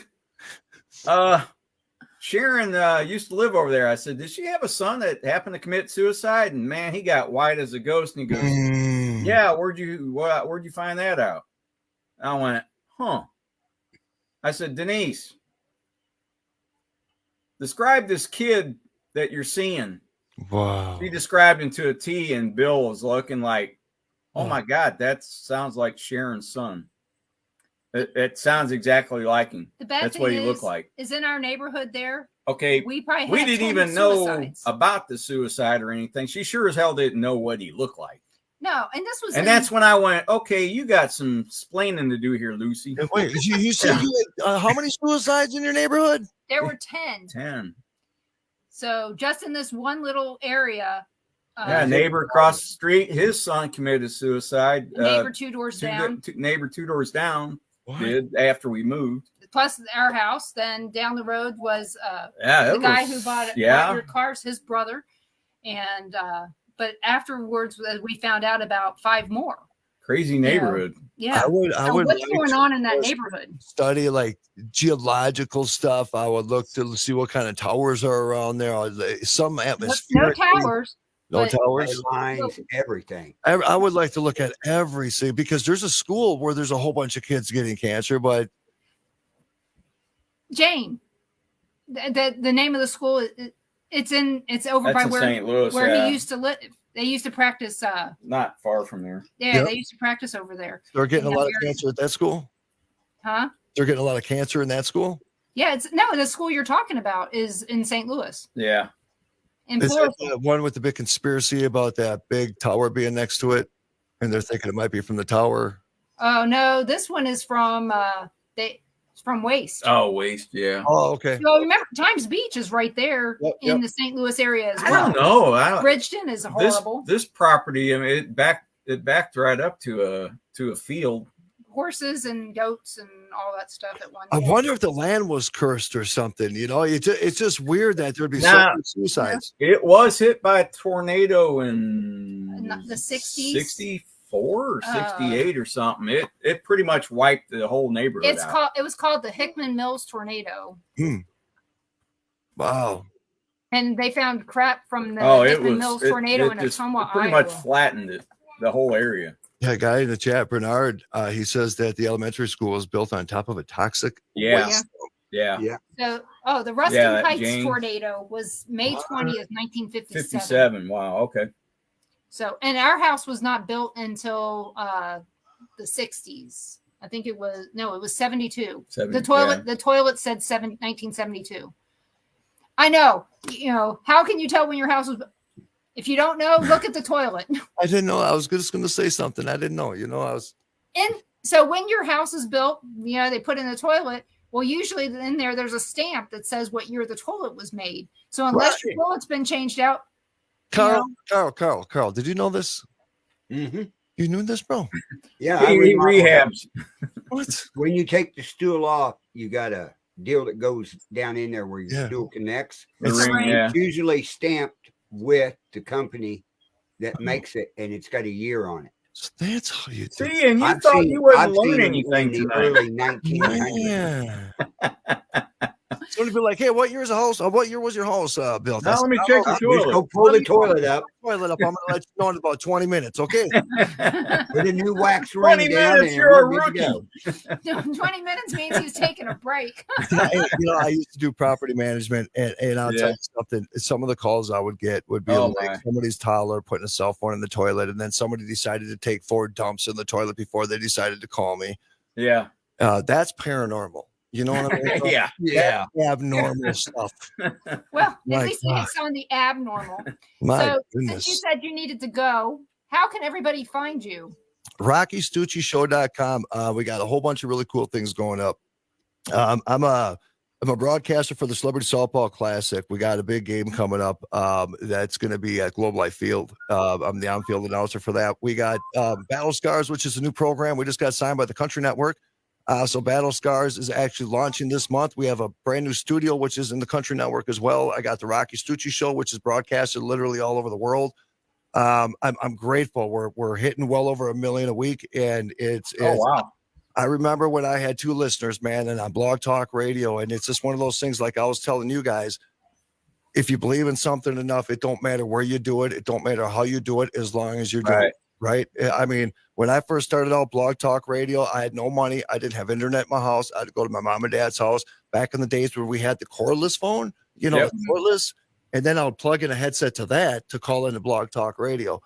And I've just got picked up by 2 more stations and 2 more networks. And then, of course, we have Abnormal Realities, which is on Thursday nights at 7:00 Central. And then we own Odyssey Radio, which is an iHeart station. And why aren't you guys on it is my question. Well, just make us an offer. Make us one we can't refuse. We'll be there if you want us. Let's Bill of Rights Network. Yeah, let's connect offline and let's see what we can do. We got some room for you guys. I know if you have a couple shows, we got you covered on that too. There's my girl Audrey, the Blue Alien. Oh yeah. Audrey has been with me she's been following me ever since I started radio, and I love that. So she's a stalker? She's a good one though. A good one. That's good because I have some really horrible ones. Oh, I've had people show up at my house high on meth at 4:00 in the morning. Ooh, yeah. I've got some stories about that too. And you know what they hear? They hear clickety click, click, click. How you doing? There's a list of all our shows. You got the Second Amendment Ranch, Paranormal Nation Radio, Not So Normal, Conservative View, Paranormal Pride, Free Stupidity Gaming, No BS, Born TV after 9 p.m. Yes. Man, that flew. All in laser etched. Yeah. I wonder who did that. I'm just. I don't know. Some machine over here. Yeah. He does not write anything anymore. It's all etched. Yeah, no kidding. Even as I don't have to write a letter. I just type it in and it'll. That's right. You need to do it in cursive so it'll print it out on cardboard. That still blew my mind when you showed me you did that in cardboard. That still blew my mind. I think you can do some really cool stuff with cardboard, the simplicity of it, but with the picture. Oh, you wait until you see what I can do with a canvas. I spray paint it 5 different colors. It'll etch it in color. Bro. It's going to be neat. And like I told him the other day, he shared this one etching that he did on cardboard. And I said, you can put that in a frame and nobody would even suspect that it's cardboard. That's what I'm talking about. The cardboard, you're buying a picture that it's a piece of cardboard, but a really cool picture that was burnt into the cardboard. I think that's pretty unique. Yeah. And it show them the one of Santiago. it changes the whole thing of recycling Hey, or guys, upcycling to something else. Check this out. This is on a little ceramic tile. This is on a 6-inch by 6-inch ceramic tile that you find in your bathrooms. Wow, look at that, bro. Santiago. And If you guys know. Hey, Most people Dude, do it's this I you heard can you- scratch with anything and it will not come off. Yep. That's just really so clear. you don't even have to seal it, right? Mm-mm. Oh, well, that's good. So maybe a little epoxy won't hurt, you know, little epoxy seal on it. yeah, Yeah, clear coat. put a clear coat on it, and 200 Yeah, and years from now, it's it'll look detailed. exactly the same. I mean, that's really detailed. Yeah, that looks fantastic. and you can use it as a coaster. Yeah, hey, here's something too. Just to let you guys know, I just partnered up. My agent is Tim Klund, and Tim Klund works a lot with the professional athletes, NFL baseball players throughout the country, and I also teamed up with the owner of the Country Network. We are going to be getting an entire floor in a skyscraper downtown Fort Worth, and we are going to be bringing all these different types of athletes and national recording artists and people such as yourself, different types of shows, radio shows, TV shows. And we're going to have a studio audio video visual production company. We're going to have probably 30 to 40 different types of studios. And that's all going to be within the next year. And that's going to be downtown Fort Worth. So that's the big news. That's the big game That changer. is amazing. Wow. Yeah. That sounds a lot And like you live down in the Fort Worth, Dallas area. Yep. Yes, sir. Yeah. We wanted it in the skyscraper too. So some of the studios that we're going to build can actually use the view of Right. the backdrop. skyscraper as the backdrop. So Yeah, it's got to be better than my paint. When were you on the Blaze? I was on the Blaze 3 years ago. 3 years ago? Yep. Okay. Yep. Yeah. Good friends with Glenn. Yeah, I love He's a Glenn good Beck. guy. He's a great guy. Yeah. Brad Staggs, I don't know if you know who Brad is, but Brad is on Mojo now. But Brad used to, with Doc Thompson, he used to do the morning show with Doc Thompson back in those days. Unfortunately, Doc's not with us anymore. But yeah, it's a good crew of people over there, and they think that the studios are haunted. I says, I don't think they are. I know. The second you walk in, it's a TV studio. It's Right. rich in history. There's people there that are still acting and still doing their thing. You feel it. The energy is rich, and it's really cool. You know. Mhm. Well, you figure a lot of not their in a emotions bad are, way. yeah, all No, their no. emotions Yeah. are tied up in that. Yeah, it's a Oh, beautiful experience. It's you don't feel threatening there. You don't. Right. It's just life living in a different world. You know, it's just something happening somewhere else, and you kind of feel the good energy of that. So, Yeah. but you know what was really cool? When we got Nine Line Apparel as one of our sponsors, when we were on the Blaze, they brought us out to Savannah, Georgia, and when we were in Savannah, Georgia, they showed me where with that one movie, All Life is a Box of Chocolates. You know, Yeah. Forrest Yeah. Forrest Gump. So they showed us where the bench was at. They're like, well, this isn't the original bench anymore. This is where the bench was. I'm like, oh, cool. What do we do this? Now what? You know, Savannah, Georgia, gorgeous, absolutely stunning, beautiful historic town full of freaking ghosts, right? But long story short, so we get our check from Nine Line Apparel. Nine Line Apparel flies, then we go back to Dallas. We go to Glenn Beck's office, sitting in the office with Glenn Beck. I look over to my left. I look over at Glenn. I says, what is that? And he says, that's the original Forrest Gump bench. What are the odds that I was literally 2 days earlier in Savannah, I Georgia, know. where that bench was? And then I'm in his office, and he is the one who bought the bench in auction. Yeah. Things are meant to be. Yeah. You That know, was that's the part tricky. people don't get is some Man. things are Yeah. meant to be. This Today, timing is weird. later on, I mean, Carl, after Rocky's gone, I'll tell you this other story, but some things are just what they're supposed to be, and we're not supposed to question it. It's just to take us to that next part that we're supposed to go to. So You know, that's why you swim with the current, not against it, because when you're swimming with it, you're just going with what the universe already has in store. yeah. Right. I just And- came up with that. That just flowed right out. That felt really good. I don't know what to So say. you have to write so- that down. So Or Carl, laser that for us. would you? Yes. we're gonna have to Laser at re-listen you. to it later to get what he said. So Well, yeah. I appreciate Rocky you guys. said. It's RockyStucciShow.com. I appreciate you guys having me on. I really do. Oh, thanks for coming. Hey, let me know when you guys want to come back on, or have you guys come Yeah, on. you're welcome anytime, Rocky. Hey, just Charles, reach out. make sure you get a hold of me. Let's talk about getting some of those shows on Odyssey Radio, and Okay. whatever I can do for you guys, you let me know anytime, man. I got huge ton of love and respect for all of you guys. Thank you so much. Thank you. Yeah, I'll Thank get you. a hold of you. All right. Apparently, when I put your name in here, RockyStucci.com. It came, but Facebook failed to post. Here's what Facebook said. Uh-oh. That you're against company standards. RockyStucciShow.com. Well, still. RockyStucci.com got taken down because I had a doctor that worked in Africa with the CDC to malaria. They had a certain medication, but because I talked about it, I know what it was. Okay, then we know. So okay. And I remember Glenn talking about that one for a long time. And I'm going to agree with you on that one. You were right. They're wrong. I appreciate you guys. Thank you so much. All Thank right. you, Rocky. Take care. So I hope you guys enjoyed Rocky. I know I did. Oh, I did too, man. Fantastic. So yeah. So you know what he was saying about things that are meant to be. Today I had lunch with a friend of mine from when I worked at Sprint. Okay. I didn't meet her when I first started working there. I met her after I'd gotten laid off and brought back. It's not over yet, Gary. Yeah, show's not over. Nope, we still got 30 minutes. So she asks me, can you? Oh, I got some. Yeah. She asked me, well, how are you? And I told her, Thanks, Audrey. I said, just whatever, I said, I've not been feeling well, blah, blah, blah. Well, I had been noticing her Instagram posts lately have all been about healing. Mm-hmm. And it didn't sound like, like my knee is healing. It sounded like overall healing, for your body, your all this. So I'm reading more into this. Somehow, some way, I was right about what she was talking about. She started talking to me about a biofeedback machine, some other things that maybe might be helpful to get me feeling better. And some other things. She's also talking about healing the earth. Okay. So they're out here in Kansas. There is a lady who created a labyrinth to save her land. I'm going to find it. And we're going to share this with you guys. What the story she gave me was amazing. She bought this property. It was horrible. And the house, they were going to gut it. Blah, blah, blah. Her husband was an environmentalist who wanted to do an experiment on cleaning up the land.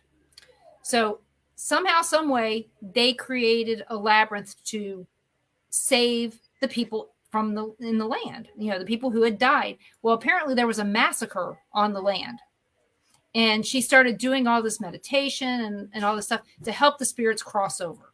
Okay. And guys, I have not seen this story yet. I'm just giving it to you in a nutshell from what Nakona told me. So I'm going to find it and I'm going to watch it. And then I want to share it with you guys and see what you think. So she goes, what's strange is she goes, I felt like, I was meditating this morning on meeting up with you. And she goes, I was trying to figure out why you wanted to meet up. I said, I really just wanted to meet up to find out, what you were doing. You kept talking about healing. I just wanted to know more about what you were talking about. I said, because it sounded like some of the things that you were doing was very similar to the stuff that I'm doing. Right. But different, similar, but different. She says that she wants to try to heal the spirits in Gettysburg. She goes, Gettysburg just kept coming to me on July 3rd and all that. And I go, well, my dad was murdered on July 3rd. She goes, maybe I'm supposed to heal you, or maybe I'm supposed to take you with me to Gettysburg to heal it and, biofeedback.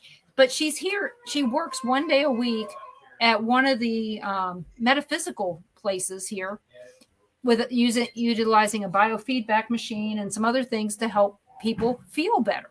Right. And she's a Reiki master as well. So, and I met her originally working at Sprint. So that tells you, how, it's not like it's a random person that I've just met. It's just, and people who know me, I don't follow a lot of stuff on Instagram. So for me to see anything there that's not my kids is amazing. I'm hardly on Facebook anymore because I'm so far behind. I hell, I hardly have time to go to the bathroom. But yeah, it was nice visiting with her today and everything. But well, it was nice she made because me think. when you met her, when you knew her at Sprint, she wasn't into this. No, but she was very anti-religion. Her family had been Jehovah's Witnesses. And so she was very anti-religion because of all that. And she, we would see each other and we would always talk very honestly about things. It was not, I mean, everybody knows Denise has never met a stranger, at least no one stranger than herself. And I'll talk to anybody like I've known them forever. It's just how I am. And that's kind of how she is. So, we always were very friendly, walking to and from the garage or lunch or whatever. But we really never spent any time together. But every time I turn around in Overland Park, there she is. So when I sent the message saying, hey, would you like to meet up for lunch just so we can talk? It seemed like a good idea. Mm-hmm. And I think it was. I mean, she made me think about some other things. And maybe she's sent there to heal all your lungs and everything. Well, we talked about some of that stuff. And everything. Well, it's a lot of everything. Everything that's going on with in 2 hours. We didn't have that much time to talk about stuff. But, one thing or another. But yeah, once I know more about this video that she was telling me about, I might have her come on and talk because she is very knowledgeable about a lot of things. Think she'd make a good guest. She's only done one other podcast, so we'll find out. And more than likely, since I mentioned my podcast, she may find this and find out that I've been talking about her. But if you're listening, it's all good. That's right. But yeah, she's done one other podcast and has always been on feel good type stuff and not really into not paranormal, but it could definitely be construed as paranormal theory. So I think I might do that at some point, but I want to see this video she was talking about and maybe analyze it a little bit and see what the theory is behind the video about healing the earth and then the world, which would be great if we could. Oh, but, yeah. She lives on the Potawatomi Trail of Death as well, just like I mean, a lot of us do out here. Oh, yeah. But, and she also lives behind Walmart, which got to be something about that. I told her that's one of the places I hate going because always something happens. And she goes, I can see that. She goes, did you find Rocky? We were on a show together. Yeah. Oh, really? We were on Roger Belt's last show 4 or 5 years ago. Mm-hmm. Was that long ago? Huh. And I remember that show. I was sitting in here when you were doing it. So it was me. That was a great guest. I mean, oh yeah. From the story he could tell us from his past life to the modern life to paranormal and what's going on with everything. And he could tell, especially when he got to talking about how long you've been able to see spirits. And then what you told about your grandmother, you seen his facial expression. I'm sitting there going, oh, you ain't heard the rest of it yet. He still hasn't even heard half of it yet. I know. So, I mean, I like I said, the minute that he said yes, I jumped all over that. And I was not too concerned about my guest that I was going to have last night at that point. I was trying to go, okay, I just got to find somebody now for tonight, for last night, because I've got us booked out for 2 weeks on this show. Yeah, he's been doing it for a while. I mean, he was with Glenn Beck. Glenn Beck's one of the best in the business. Yeah, so yeah, he learned. He learned a lot from him. Yeah, I'll contact. I listen to Glenn Beck all the time, driving around. But I wonder how many of these. Unfortunately, he's only on 2 hours here. Used to be on 3, but they took one of the hours away and gave it to a local guy. Yeah. So, like I said, I thought that it would be a fun interview, and I had been telling, everybody to try to get him on, and so maybe it was just meant for me to get him on, because I thought he would be a great guest for possibly Barbara, or because it does do politics as well. He'd be a great Guest overall. even on Chris's show. Oh, definitely yeah. on Chris's show, because he's a non woke person. He's big on the First Amendment. Yep. Yeah. And in fact, they have a show called the First Amendment something. I'm trying to On the network.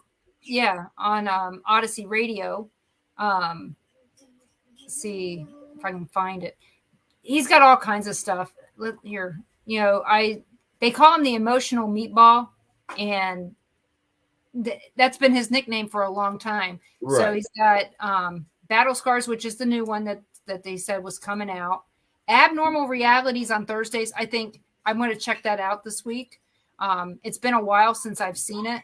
I just can't find that other. Where he talked about Minnesota up there, but where was he born and grew up at? Do you know? 'Cause he acts like he's got the Eastern accent. Yeah, I'd say New York area. That's what I was thinking. New York, New Jersey. Yeah. He definitely has the He's attitude. from New York. Yeah, it's in Well, that area. Barbara's Basically asking, is he from New York? Yeah. I know that he's in Crowley, Texas. Yeah, he's been in Texas for a while. Let me see if I can find it. 'cause I Audrey knew- says New York. Oh, thank you, Audrey. Yeah. Thank you, Audrey. Yeah, So- he sounded like a New Yorker with his accent and the way he talked. And But not presented all the himself. it didn't sound It- like it it all was the awesome. time. It would come out every now and then. Yeah. But yeah, it's been a while since I had talked to him. But Oh yeah, he's busy all the fantastic, time. fantastic man. I mean, Because that's one of the things I don't like to. I don't know how many people really understand this, but I don't really get out there and call people and stuff like that, because I What was don't. that? What? Was that David? Yeah, it just showed something. Is that So David's coming? no, it was on something else. Oh. So I was looking for his public figure Yeah. page. That's Yeah, oh. Audrey's got. She knows. Yeah, same, Barbara. I recognized it oh yeah, very, very quickly that Yeah. he has a very distinct northeast coast accent. which is Living in New fantastic. Jersey and Baltimore. I got it. So I can't seem to find what I was looking for. I did a whole bunch of research on him recently, as in yesterday and today, and now I can't find it. But you know what? Who cares? You guys want to find out about him? Go check him out. Right. Rocky Stucci. And when he gets blocked from Facebook, it's Rocco Stucci. So keep, because I'm friends with Rocco too. I figured he would be one of them that would get blocked on. Oh Facebook. yeah, he gets blocked a lot. I'm sure. Yes. And, just be aware, if you get offended easily, he doesn't care. You're right. Same as me. Same as me. I Care don't care less. If I anymore. say something, Same I way like. with all of. Yep. And that's how it should be. But yeah, their First Amendment, they're all First Amendment stuff. You say what if you want to say it. But Say what you mean. back Mean it. what you say. Yeah, I've seen that one too, Audrey. Like I said, I've known him at least 4 or 5 years. I can't even tell you when it was. I can't even I've heard find the name. I've heard the name before, but I didn't know him. Yeah, I remember that episode because I was sitting in here and she was doing it in our room. She usually wanders off and does those, and it was really good. I mean, I was impressed with everyone he had on there. Well, Frank And Lee is Unfortunately, so the smart. guy, yeah, Frank. But yeah, unfortunately, the guy, Stop doing shows. that was his last show because of his It's COPD. COPD. He's still alive. He still does some things. But I thought he sounded good considering how bad he said he was. Okay, who turned the light on in that doorway right Ruby. behind you? Ruby. Oh, okay. Yeah. He, Well, I thought they left. I seen Mommy come in. No. Tyler's out working in the kitchen. So he came over to bring Ruby, and so more than likely they're going to take the kids home and from here. So, because I got to make some fish for dinner. Oh, we're Gotta have- having chili and cinnamon rolls. Well, I can't. Chili and what? Cinnamon rolls. Cinnamon rolls. I thought that's that what sounds you like said. heartburn. That doesn't. I That's never how heard of that That's how we combination. grew up here in school. On Fridays, you'd have chili and Chili and these gigantic cinnamon rolls. rolls. Wow, I didn't know that. You know, they used to, we used to have a place down here called Granny's Chicken, and the cinnamon rolls were about this big, and they put very little icing on them, and it was mostly just butter. And Right. they were so good. It was right next door to where I worked, and that's all you could smell was fried chicken and cinnamon rolls. Of course, we used to have Tippins across the street too, so we had pies. You could just smell. I told him, I said, I probably just gained weight hanging around outside and sniffing. I should have gained weight there in grade school because, of course, you had two ladies cooking for the small school, but I was a skinny little kid. So Mrs. Pemberton always made sure I ate double platefuls. She goes, I'm going to fatten you up. And I said, no, you're not. I turn it off just as fast as I eat it. That's why I was. Well, my mom always said that I had a hollow leg. That I would eat so much that she goes, I don't know where you're putting it. I figured out where I was putting it. I apparently was storing it up for a day when I didn't have enough food and got really fat. And I know people are going, you're not fat. I used to. I know. So I know. I saw some pictures of her. I thought, why didn't you tell me you were fat back then? She didn't tell me. I actually told Nakona that you said that. And Yeah. she said, oh, that's so nice. Look at some picture. I was like, when was this? I don't remember that. Oh, Barbara doesn't like your combination either, chili and cinnamon. no, most people don't. If you grow up in Missouri, especially up in Caldwell County, everybody knows that. Oh, wow. I never heard of it. Everybody does. I mean, you got to look at my first grade teacher taught my mother in the first grade, my older sister in the first grade, my brother in the first grade, me in the first grade, my next sister in the first grade, and missed my baby sister by 1 year when she retired. Oh, wow. So we all my grew first up grade with teacher, the she never same retired. learning in the first and second grade. I mean, you're talking a small schoolhouse where you had Dick and Jane C spot and all this and that, right? You would go up and sit at this little bitty round table, and she would sit down, and she'd have you come sit on her knee to read your page. And then when you read your page, she would take you out in the hallway and get this box, and you got to get a present out of it. Oh, wow. That's how we all grew up. I mean, yeah, small schools, they're fantastic. I went to such a big school for kindergarten and first grade that we had kindergarten through 12th grade. Mm-hmm. In one school is school number 5 in Patterson, New Jersey. And they had so many students that they encouraged you to go home for lunch. And so we did. I went home for lunch and I had to walk back and forth. And it was really, I mean, I would sit there and my mom would let me watch Kimba the White Lion on PBS, more than likely, some station out of New York City. Mm-hmm. And I would watch that and eat lunch. And by the time I got done, it was time for, me to walk back to school. 5 years old, walk back alone. You wouldn't do that today. No. So like our school, and you've seen our school there in Kingston down from the courthouse. When you're in the 7th and 8th grade, especially the 8th grade, you're like seniors in high school. Right. Right? Mm-hmm. So one kid, and there was only 4 of us in the 8th grade. So it wasn't hard to pick who was going to do it. But you got to walk uptown to the post office and get the mail for the school and come back. Ah. I mean, we got to do all kinds of stuff. When you were going to school, they talk about, I'm going to go back to haunted. Okay. So when you were going to school, were there any kids who died in your school? In the actual school itself? We have tried to find that information out because that school there was a high school, and before that it was a college. Okay. Yeah.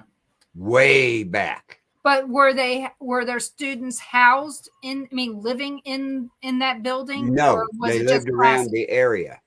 Okay, so because they always talk about schools being haunted, and so far I found zero facts in any of that in any Right. school, except for I have been by Columbine. That school I can't drive by it. I mean, the first time Yeah, I I can went to see Denver, that. the first time I went to Denver, I had to go there because it wasn't too far from where I was at, and Oh, the one up in Iowa.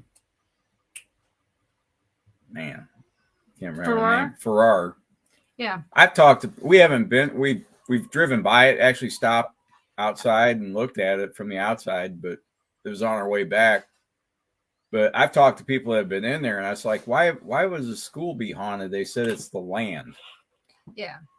And it very well could be. It almost has to be. But the same way Kingston. I mean, you don't know what went on there in the early 1800s. Yeah, 18 because between of 18 the what Mormons. 18 and 1830. 1836 is when the county was created.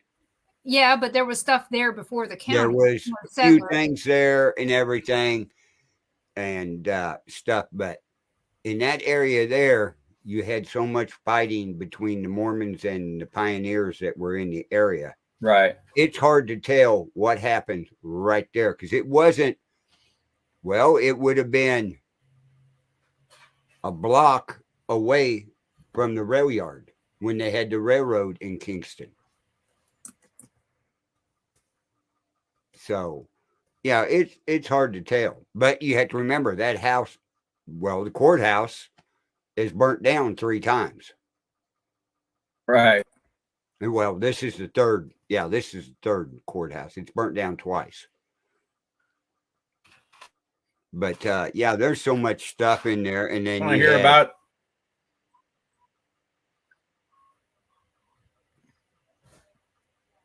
You had Quantrell's Raiders come into town and shoot up everything where everybody had to run to Shoal Creek. Yeah, everybody. I mean, Quantrell's Raiders were all over the damn place. In fact, this area, yeah. In fact, Patterson, that was part of that, is the house where Supernatural Inc. has their headquarters. Right. And he was one of Quantrell's Raiders' top guys. Right. Yeah. And, I don't know much about stuff that happened out here. I should. I've lived here longer than I've lived anywhere. Right. I should know. So, but I don't. But, you guys have a living history festival up there. Mm-hmm. Talking about Civil War battle was last held in 2009. So we've had events where they reincarnate everything. Reincarnated everybody. Yeah, basically. They call it the cornfield battle because everybody in Kingston ran to Shoal Creek for cover or ran into the cornfields with their muskets. And then when Quantrell's Raiders showed up, they came out of the cornfield and started shooting. So it's always been called the cornfield battle. That's weird. Oh, yeah. I mean, they reenact it up there, have the riders come into town and shoot it up and everything. It was quite the deal back then. Yeah, I'd like, it's hard to say where stuff happened because it wasn't like it was a rolling battle that they just went. No. It was like all the these way guys around the come out of country the cornfield going bang, bang, bang. These guys are horses going bang, bang, bang. Let's get the hell out of here. Yeah, I mean, most of the battles didn't last long. No. Yeah.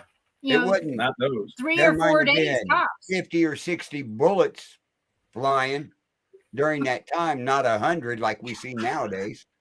Yeah. So, well, Audrey, we're so glad that you're enjoying it. Just imagine what those guys would have done if they'd had a machine gun. Oh my God. There would be, video games. That's what it would look like. Little guy on a little horse, with his bow and arrow being shot at by some guy with a machine gun. Right. Not at all not at all fair.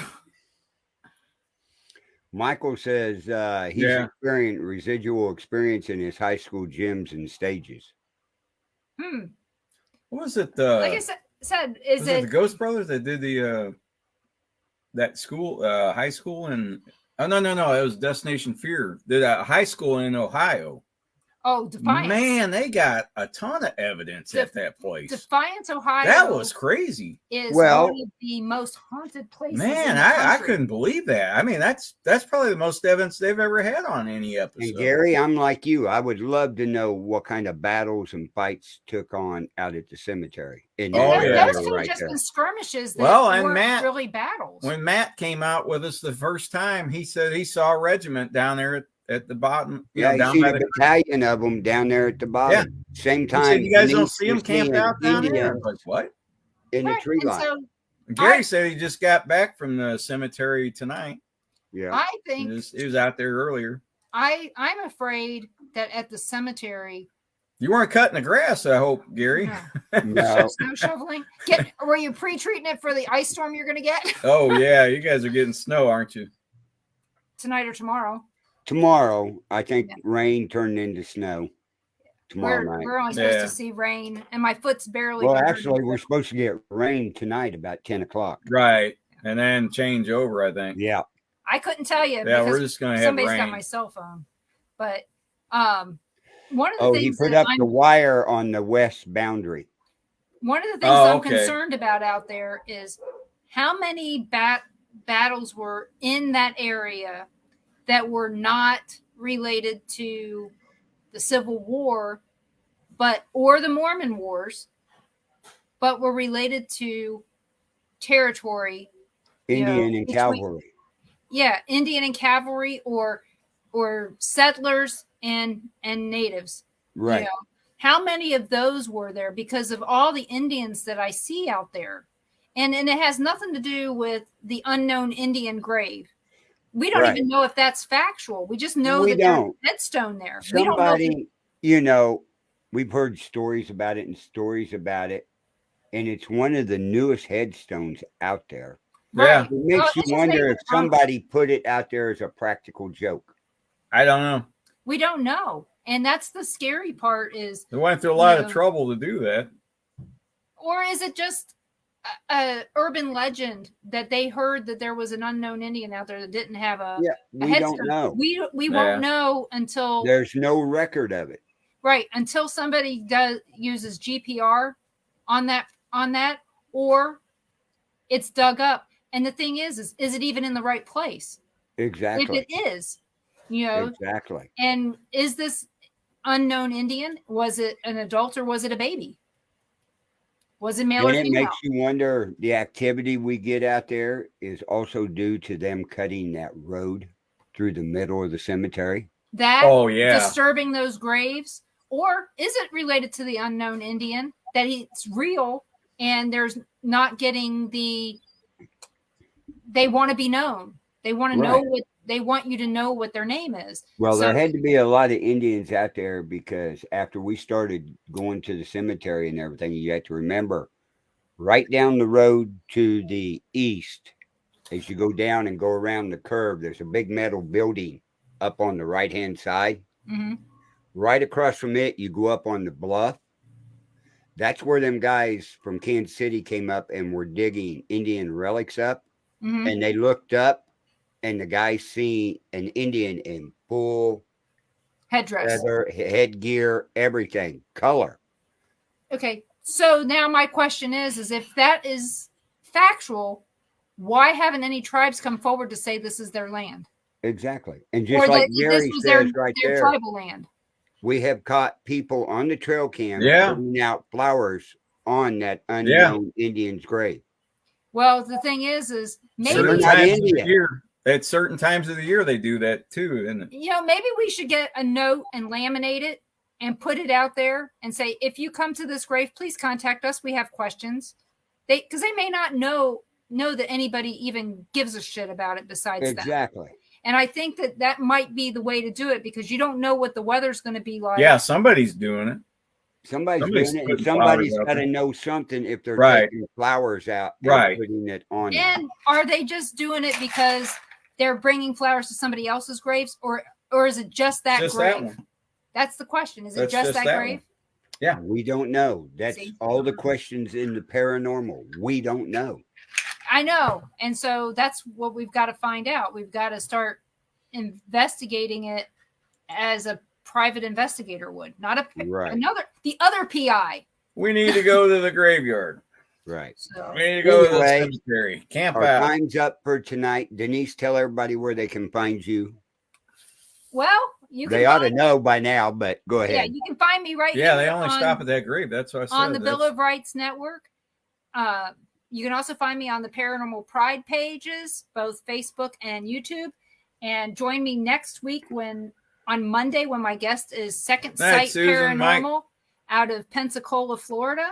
And join us here at 5 p.m. Central next Tuesday for our guest Carl Bouchard. We're going to be talking Bigfoot. Uh-oh.